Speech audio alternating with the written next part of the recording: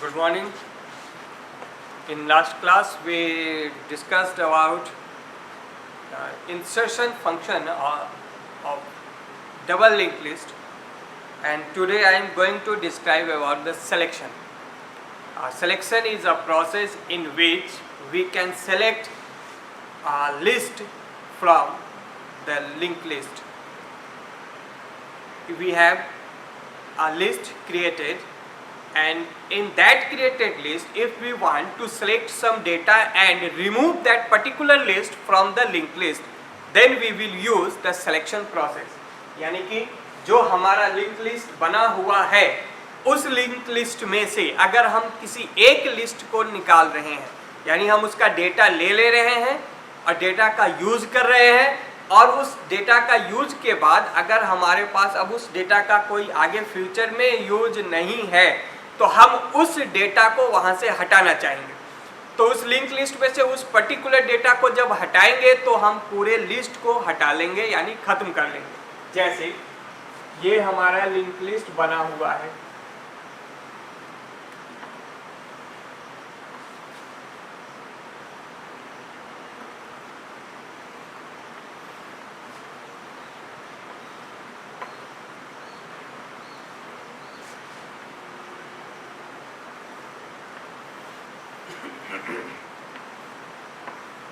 ये हमारा start node है।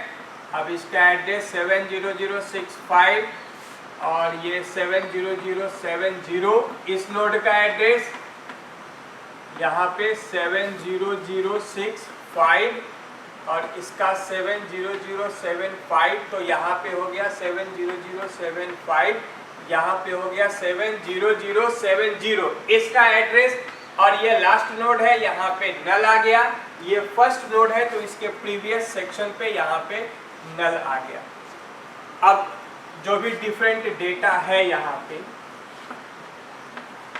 अब इसमें से किसी भी डेटा को हम निकालना चाहते हैं, हम यूज करना चाहते हैं, then after we don't need to continue that data, and so that why we need to remove that particular list from this group of linked list. तो जैसे 40 हम डेटा यूज करना चाहते हैं, तो 40 हम यहाँ से डेटा को रिट्रीव कर रहे हैं, और 40 को यूज करने के बाद हमारे पास इस 40 का फ्यूचर में अब कोई यूज नहीं है, तो हम इस लिस्ट को ही यहाँ से रिमूव करेंगे। तो लिस्ट को रिमूव करने के लिए इस लिस्ट को अगर हम यहाँ से हटाते हैं तो हम लोगों को क्या करना होगा? हम लोगों को यहाँ पे इसका एड्रेस है, लेकिन अब ये हट जाएगा, तो ये हटेगा तो ये वाला एड्रेस हम लोगों को यहाँ पे रखना होगा। उसी तरह से इसके प्रीवियस सेक्शन पे इस नोड का एड्रेस है, तो ये तो हट रहा है, तो यहाँ पे एड्रेस इसका आ जाएगा। तो एड्रेसेस को बदलना है, डेटा निकाल लेना है, उसके बाद एड्रेसेस को बदल देना है कि किसके बाद अब कौन सा आएगा। तो ये हटेगा और इन दोनों में एड्रेस स्वैप होगा। तो अब यहाँ पे जो एड्रेस है इसका है, ये तो हट रहा है, तो यहाँ पे कौन सा एड्रेस रखना है? इसका। ये एड्रेस कहाँ पे है? इस नोड के प्रीवियस सेक्शन पे है। तो इस नोड के प्रीवियस सेक्शन का डेटा लास्ट वाले नोड यानी इसके नेक्स्ट नोड के प्रीवियस पे जाएगा, और इसके नेक्स्ट सेक्शन का डेटा इसके प्रीवियस के नेक्स्ट पे जाएगा। यानी जिस नोड को हटा रहे हैं उसके प्रीवियस के नेक्स्ट पे इसका नेक्स्ट, और इसके नेक्स्ट के प्रीवियस पे इसका प्रीवियस। तो यही काम हम लोगों को यहाँ पे करना है, स्वैप करना है एड्रेस को। तो ये तब होगा जब डेटा हमारा मिडिल में हो, यानी बीच के किसी भी पर्टिकुलर नोड पे हमारा वो डेटा है जिसको हम रिट्रीव कर रहे हैं या सेलेक्ट कर रहे हैं। लेकिन अगर वो डेटा शुरुआत के किसी नोड पे हो, यानी बिगिनिंग में हो, जैसे स्टार्ट नोड पे हो, जैसे हम 25 को रिट्रीव कर रहे हैं, सेलेक्ट कर रहे हैं, तो उस केस में क्या होगा? 25 हम रिट्रीव कर लेंगे और इसका जो नेक्स्ट होगा वो स्टार्ट बनेगा, यानी ये वाला नोड स्टार्ट बनेगा। तो इसके प्रीवियस पे हम नल रख लेंगे और इस नोड को स्टार्ट बना देंगे। तो दो केस यहां भी बनेगा, डेटा जिसको सिलेक्ट करना है वो बिगिनिंग में है या बिगिनिंग के बाद किसी भी नोड पे है। ओके, तो सबसे पहले हम मेन फंक्शन के अंदर, ये हमारा केस कौन सा होगा स्विच केस में, केस 3 पे हम सिलेक्शन का काम कर रहे हैं स्विच केस के अंदर मेन मेनू में, मेन फंक्शन में। तो सबसे पहले हमको यहाँ पे एक कंडीशन चेक करना होगा, अगर स्टार्ट हमारा नल है तो हम सिलेक्शन का तो बात सोच ही नहीं सकते हैं। स्टार्ट नल का मतलब है कि हमारा लिंक लिस्ट है ही नहीं, और लिंक लिस्ट है ही नहीं तो सिलेक्शन का कोई सवाल नहीं होता है। तो अगर हम देखते हैं if start is equal to null, then there are no list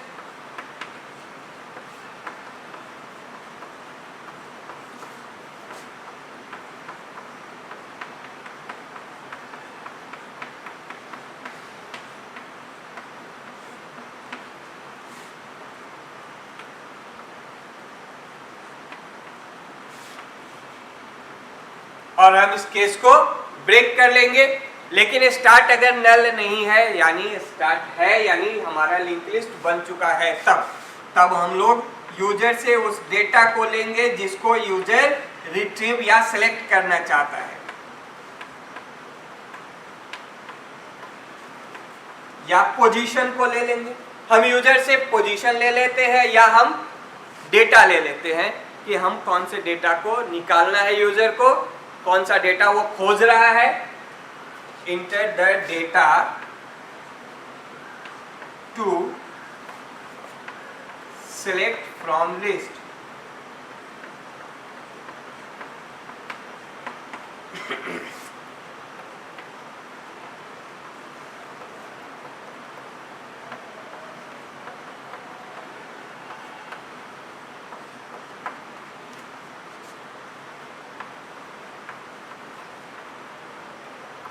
selection function को कॉल करेंगे और डेटा को यहाँ पे पास कर देंगे और इस केस को यहाँ पे हम लोग ब्रेक कर देंगे।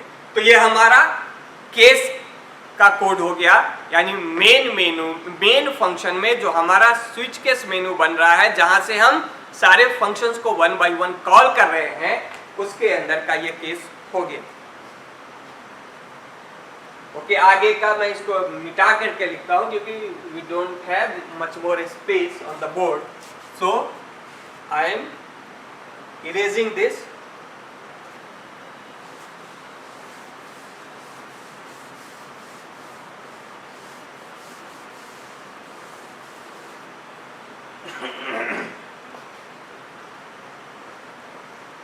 अब हम सिलेक्शन फंक्शन डिफाइन करेंगे, तो void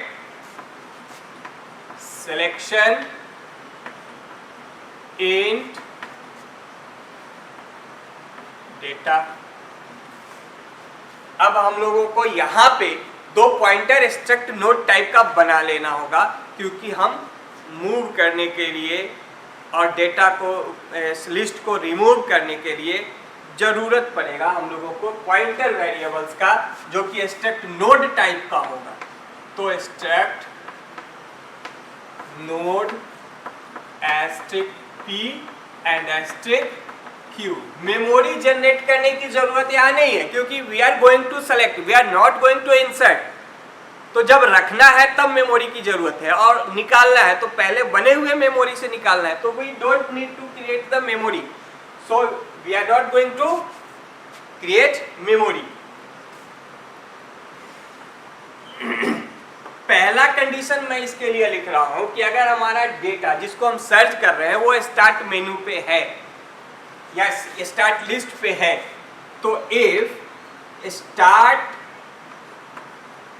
alias operator data is equal to इसको मैं डी ले लेता हूं, डी, यानी स्टार्ट नोड पे जो डेटा है वो वही डेटा है जिसको हम सर्च कर रहे हैं सेलेक्ट करने के लिए।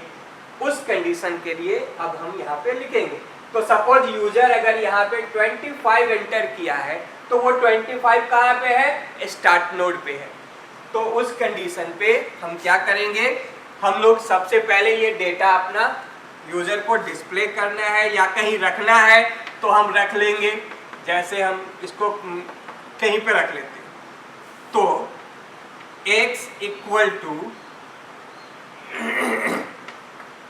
स्टार्ट का डेटा, x पे हमारा स्टार्ट का वैल्यू आ गया।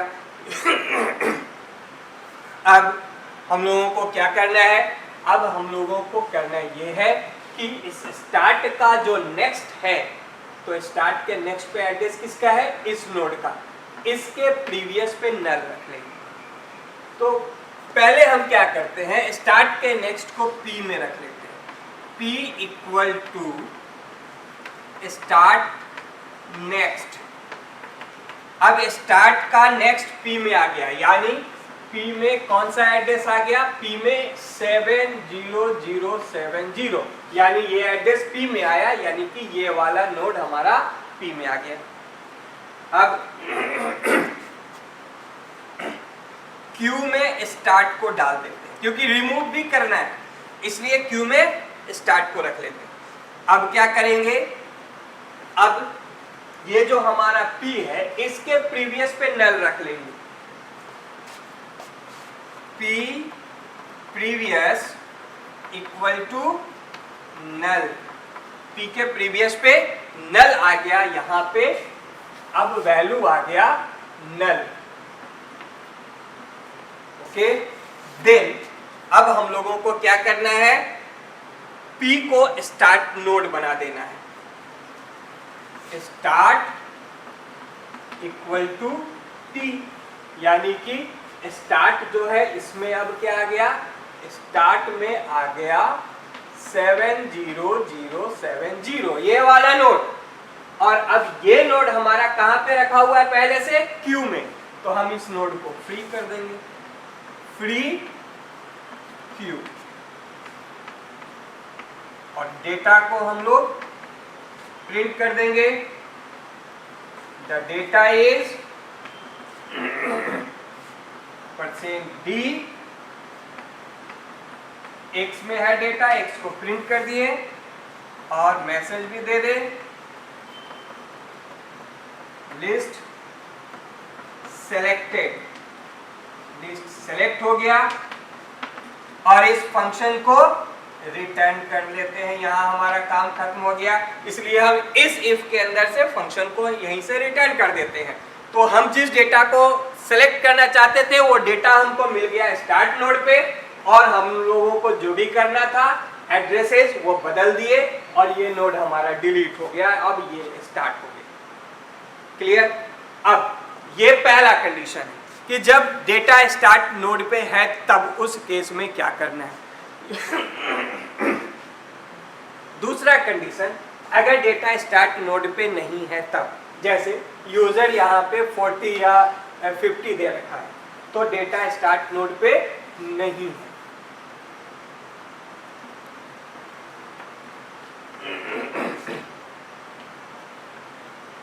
ये हमारा स्टार्ट है, अब यूजर जैसे 40 दिया है, तो सबसे पहले यूजर ये फंक्शन कॉल हुआ, यूजर का डेटा आया 40, ये कंडीशन चेक किया गया, इस कंडीशन पे डेटा हमारा स्टार्ट नोड से मैच नहीं हुआ, तो इस इफ में प्रोग्राम नहीं जाएगा। अब इस इफ के बाहर का कोड लिखते हैं, हम इसको मिटा रहे हैं यहाँ जगह की कमी की वजह से मैं इसको मिटा रहा हूँ, लेकिन ये कोड उसी फंक्शन का है, इफ के बाहर, इफ के बाद का कोड।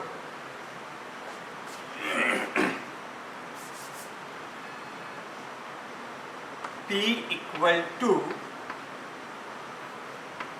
स्टार्ट, p में हमने क्या रख लिया, स्टार्ट को, यानी यहां पे हमारा आ गया p। अब हम एक लूप चला सकते हैं, जैसे while p next is not equal to data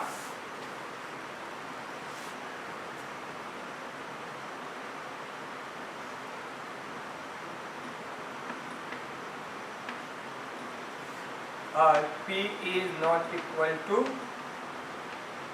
नल, जब तक P में वो डेटा ना आ जाए या जब तक P नल नहीं हो जाए।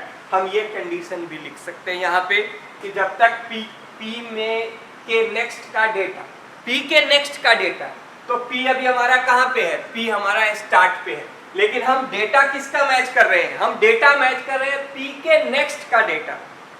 तो यूजर जो वैल्यू दिया है वो अगर ये नहीं है, यहाँ एंड ऑपरेटर लगाना, एंड दोनों कंडीशन मैच करना चाहिए। तो अगर ये डेटा मैच होता है तो ये लूप नहीं चलेगा, और अगर ये डेटा मैच नहीं होता है तो लूप आगे बढ़ेगा। तो अगर ये P के नेक्स्ट का डेटा नहीं है और P नल नहीं है तो P को आगे मूव कराएंगे, P equal to P next, P अगले नोड पे जाएगा। लेकिन दोनों में से कोई भी कंडीशन अगर होता है तो लूप ब्रेक कर जाएगा। तो अगर दोनों में से कोई एक कंडीशन हुआ तो हम लूप के बाहर चेक करेंगे if P is equal to null, यानी कि अगर P नल पे पहुंचा था तो इसका मतलब है कि हम लोगों को डेटा फाउंड नहीं हुआ। तो हम एरर मैसेज दे देंगे data not found in list, data not found in list, और हम रिटर्न कर देंगे फंक्शन को, रिटर्न कीवर्ड लिख करके, और इस इफ को यहां बंद कर लेंगे। यानी डेटा नहीं मिला, P नल पे आ गया, तो हम एरर मैसेज जनरेट करके इस फंक्शन को रिटर्न कर लिए। और अगर ये इफ कंडीशन नहीं आता है, यानी कि ये लूप पूरा चल गया और P नल भी नहीं है, इसका मतलब है कि P के नेक्स्ट का डेटा मैच हो रहा है।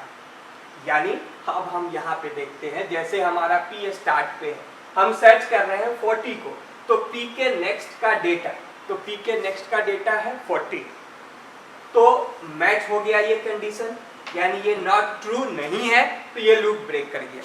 तो अब P के नेक्स्ट का डेटा हमको मिल गया, अब ये हमें चाहिए, तो हम क्या करेंगे, x इक्वल टू P के नेक्स्ट का डेटा, P के नेक्स्ट का डेटा हम लोग क्या कर लिए, हम x में रख लिए, और हम Q इक्वल टू P का नेक्स्ट कर लिए, Q को इस पे हम ले आए। अब हम लोगों को क्या करना है, जो हमारा Q है इसको डिलीट करना है, लेकिन उसके पहले Q के प्रीवियस के नेक्स्ट पे, Q के प्रीवियस का नेक्स्ट, Q के प्रीवियस का नेक्स्ट पे हम लोगों को क्या रखना है, Q का नेक्स्ट, Q का नेक्स्ट। तो Q का नेक्स्ट क्या है, 70075, और Q के प्रीवियस का नेक्स्ट पे अब क्या आ गया, 70075, यानी ये इससे जुड़ गया। और Q के नेक्स्ट के प्रीवियस पे, तो Q के नेक्स्ट का previous is equal to Q का प्रीवियस, Q का प्रीवियस, Q का प्रीवियस कौन है, 70065, तो यहाँ क्या आ गया, 70065, ये इससे टूट गया, यानी ये दोनों आपस में जुड़ गए। तो ये बीच में अब Q अलग हो गया, तो हम क्या करेंगे, Q को फ्री कर देंगे और प्रिंट कर देंगे डेटा %d लिस्ट सेलेक्टेड,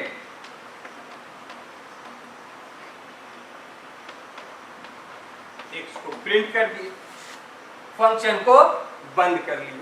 तो इस तरह से ये हमारा सिलेक्शन का काम डबल लिंक लिस्ट में कंप्लीट हो गया। सब लोग इसको रन करें, कोई भी if anybody have any problem they can contact me. Okay, thank you.